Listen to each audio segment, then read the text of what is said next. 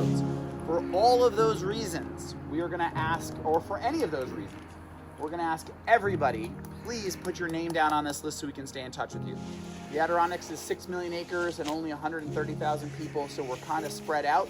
So we want to make sure that our coconut telegraph is as good as possible up here. And it's literally the coconut telegraph because we don't have cell phones. And if you have a cell phone right now, good luck getting a call or a text. Take photos though. Anyway, so please put your name and all our contact information for you here so that we can stay in touch with you. We used to do these, we tried to do the guideboat reunions probably every 2 to 3 years. It's been probably close to 10 since we've done one of these. So very excited to have everybody here.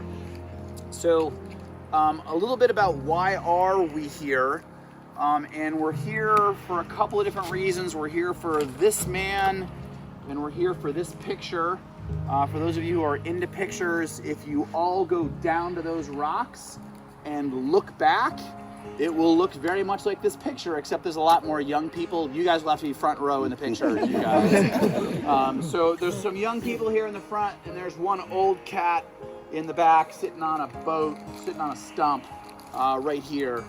And that gentleman is this gentleman, who's Caleb Chase. Caleb Chase was born in 1830, moved to Newcomb when he was about 12 with his older brother. His older brother was much older than he was. And his older brother, actually Caleb Chase's uncle, was a man named John Cheney. Anybody who has spent time in Newcomb probably knows Cheney Pond, named after, and there's actually two, but named after John Cheney, use this word legitimately, a legendary Adirondack guide. Very involved in the McIntyre Iron, supporting and associated with the McIntyre Iron Works. But at any rate, so his nephews, the two Chase brothers, come and live with him over by the what we call the Lower Works, what is now the Tahoe Club. And as a young man living here, he winds up following his uncle, who is an outstanding guide. He becomes to pick up his guiding experience. He also winds up becoming friends with Mitchell Sabattis, who is about 6 years older than him. And he learns gunsmithing from Mitchell Sabattis. He learns boat building from Mitchell Sabattis.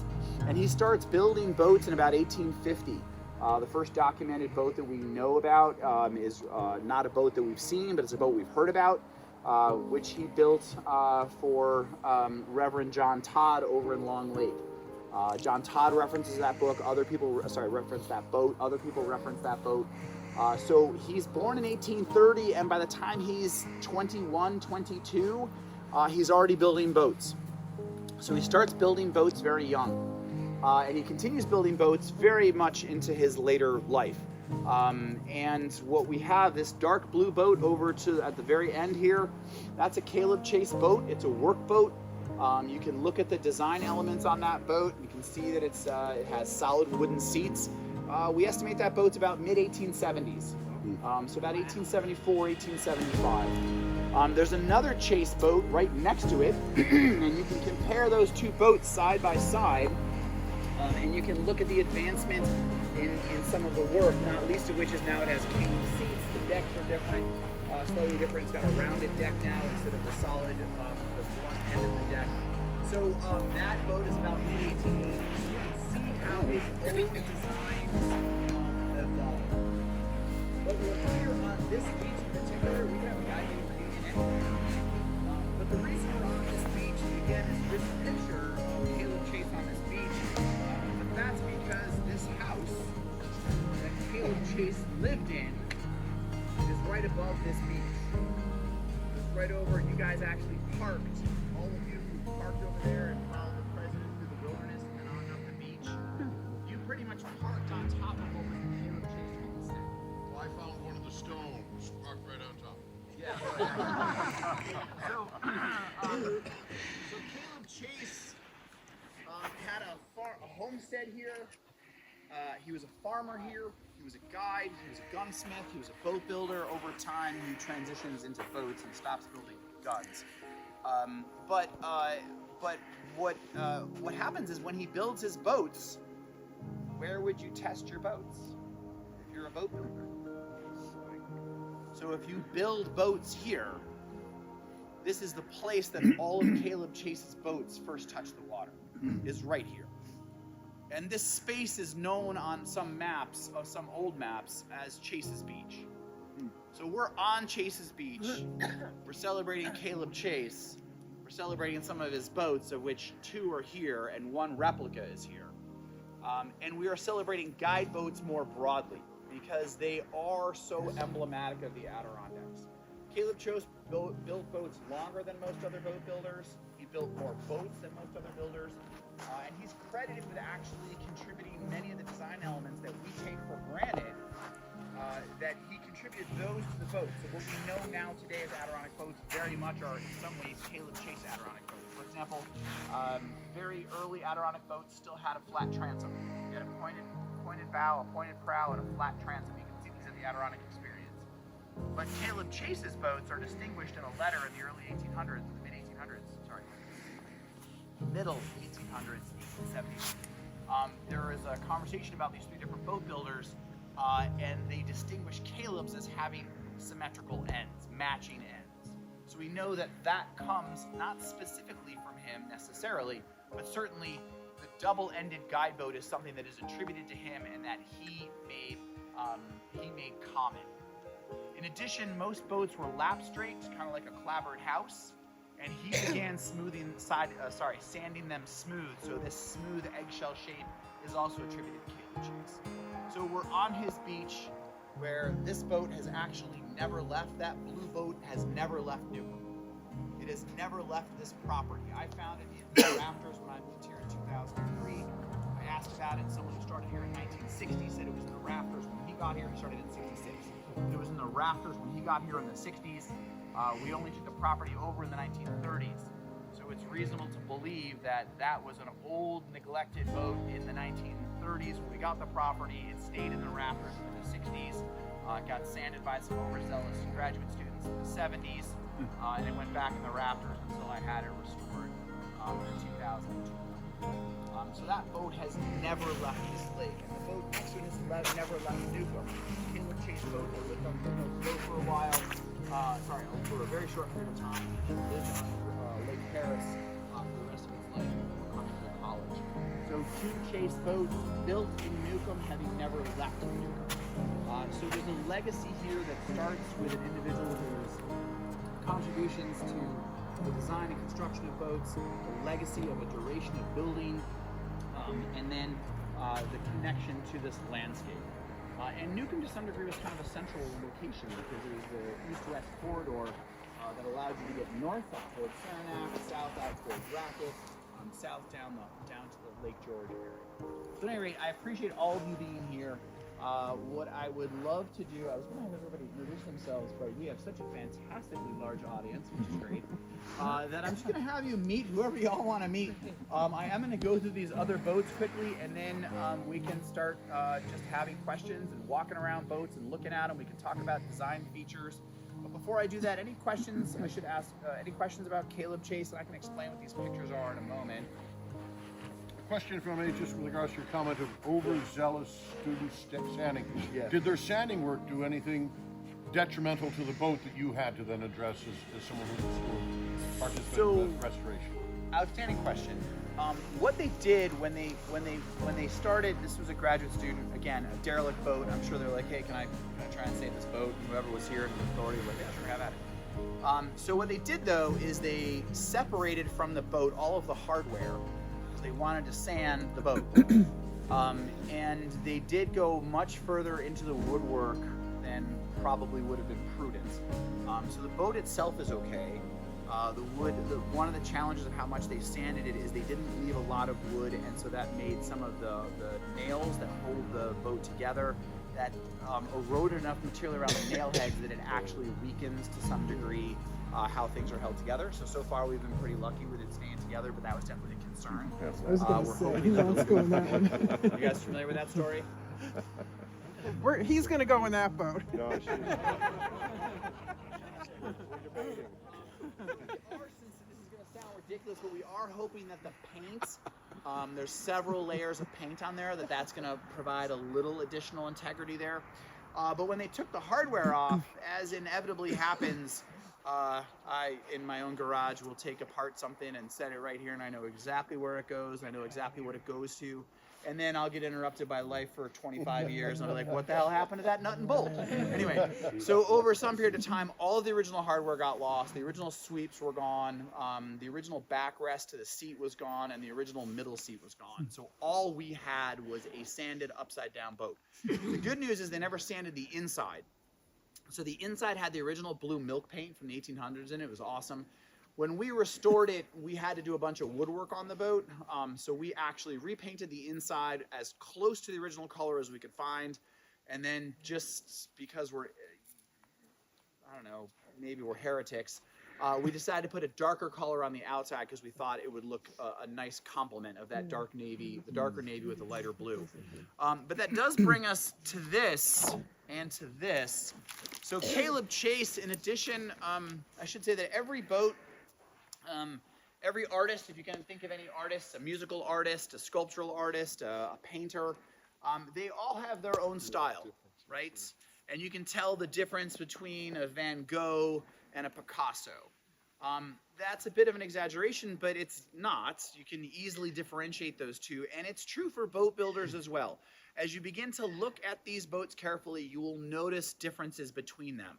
Shapes of decks, shapes of what's called the stern, the stem post, which is the solid piece of wood that comes up straight and it usually comes through the deck. They're all shaped differently by the owner. In addition to that, the only person who actually made light blue boats was Caleb Chase. And this is a Caleb Chase boat. It's called the Arbutus, named for a lake on our property, but owned by William West Durant and moved all over the Adirondacks. The owner allowed me to bring this over to our very first Caleb Chase Guideboat reunion. This is actually the first guideboat I ever rode in my life. It's now in the Adirondack Experience.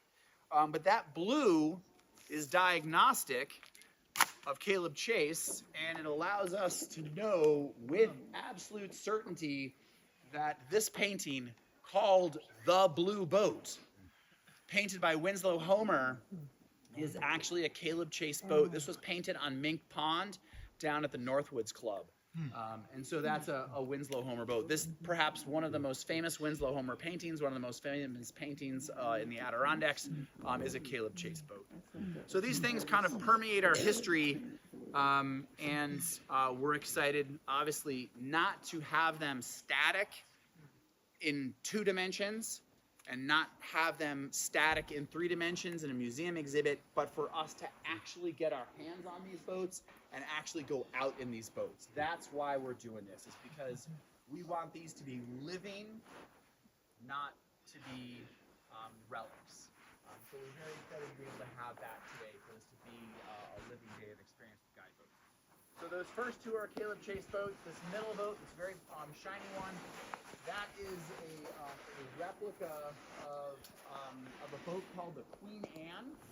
The Queen Anne boat was built by Caleb Chase for the Primes, and that boat lived at Santanoni. The original is now in the possession of the Newcomb Historical Museum. The Newcomb Historical Museum also has another boat built by a gentleman named, oh my God, William Alden. Alden. I was spitting it out. So Alden's boat, both of those 2 boats are at the museum. Well, the Alden boat is on display at the museum. The Queen Anne is separate. But this is an individual, was built by an individual in Long Lake, loves guideboats. He's now 92, so that boat was built by a 90-year-old. I'm not trying to make anybody feel inadequate, but anyway, so that was built by a gentleman who's 90 years old and donated to us. And we're pretty excited to have gotten it, and again, it's a reflective or it's copied from the lines and the drawings of the original Queen Anne. I'm going to skip this middle boat for a moment and let the owners talk about that. The green boat is not tied to Newcomb, except that it's tied to a College of Environmental Science and Forestry alumni who bought it in the Adirondacks in the 1960s.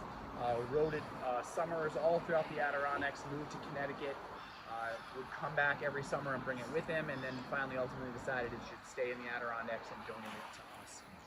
And then the last boat was built by Cole, who was a boat builder in Long Lake. It's here because it was owned by the Huntington family who owned this property before donating it to the College of Environmental Science and Forestry. They had 9 guide boats, have an inventory from 1927 that has 11 guide boats on it, one of which is going to be that one of which is going to be this one. And there was a bunch of other boats associated on that inventory. And if you look on the deck of this, it says Arbutus, which is the Arbutus Preserve. That was the name of the property here, the Arbutus Preserve. And you'll notice it has a boat number on it, and it has a name hammered into the deck in letters. We know of the existence of 3 other named boats. They're in various collections around the United States. One is privately owned down by the Adirondack League Club outside of Old Forge. Sorry, that's the Beaver. The Mariposa is at the League Club. One is in Mystic, Connecticut. So this is another boat that lived here. It left and went to Connecticut, and we were able to recover it and bring it back here. So it's back on its home waters after it was built by Cole. That's the youngest boat here, built in 1902, with the exception of this middle boat. And I'm excited to introduce the Niederers, if you'd like to introduce your own boat. Yeah, so my grandfather commissioned that boat to built in 1959 by Willard Hanmer, who was, I don't know how many boats he built, but quite a few. He's a very well-known boat We think builder. it's one of his last ones, anyway. And so I inherited it from my grandfather. And we keep it on good milk, bring it out every so often. But, yeah, what else to say? Oh, so he walked through the woods by Elk Lake, and Willard picked out the spruce roots for the ribs, and then the cedar also comes from the Elk Lake area. But anyway, it's just great fun. We use it. I know it's beautiful. I know it's like She's a neighbor. to me, a boat is not just like that. The beauty is what it feels like. So I absolutely agree. I mean, these boats were built of wood, and on the one hand, people think like, oh, it's wood, you've got to be gentle with it, but they're made to be used. They're actually more lively when they are used. And the other thing is, because they're wood, they can be repaired. So if you look inside the Beaver, and if you look inside this boat, it's called the Trout. The second boat's called the Trout. So if you look inside the Trout, you look inside the Beaver, you can see where they've been repaired, where they've been patched. Come on in. You can see where they've been repaired and they've been repatched. Oh my God, we have a loon right out here. Nature break. He's coming for the lecture. He's coming for breakfast. Yeah. Shoot him. Repaired suggests they can live forever. So if you use them, they're going to get banged up. They're but taken that's care okay. of. They Yeah. can be repaired and restored, and they should be living and working things. And so we intentionally did not try and cover over the repairs. We wanted people to be able to see them, both to highlight what it takes to fix a boat, the craftsmanship, as well as to highlight that it's okay to use these. Perhaps they might get some bumps and bruises, we all do, but that we can maintain them and have them still working. That's a boat, again, 1870s, and we can go out and row that boat and use that boat. Absolutely. By the way, which does, though, when I say that, mean we're going to still ask you, the Luna's up on our left if we're all quiet. I am going to ask you all to be gentle with our boat. Just because we fixed doesn't mean we want to have, like, battleship out here. Ooh. Did you see Oh, the it loons went all? back down. Oh, All right. there it goes. Come back up.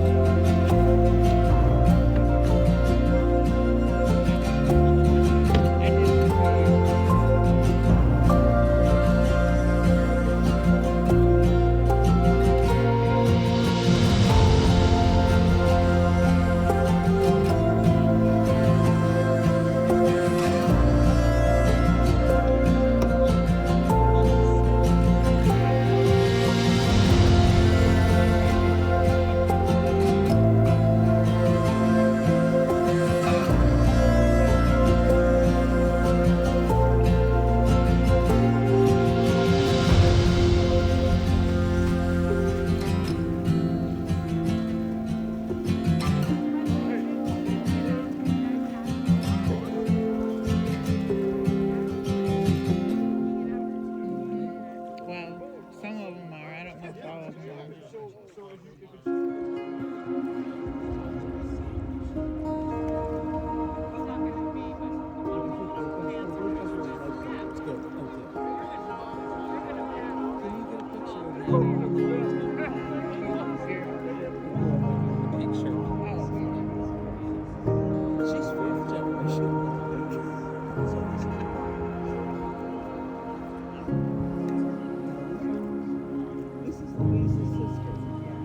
I knew from yesterday.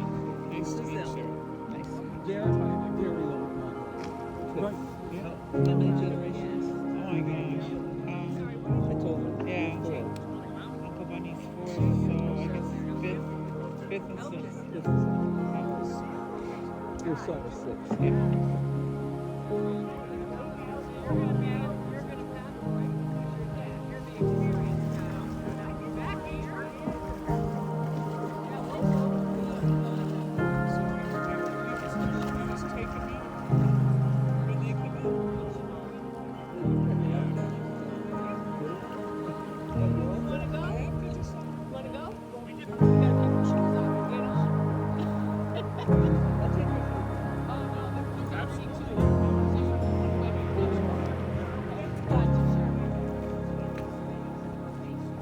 Amos has his shoes on.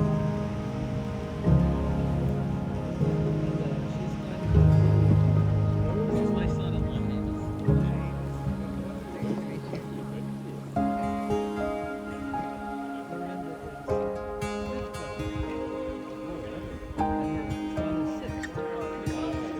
Oh, she's not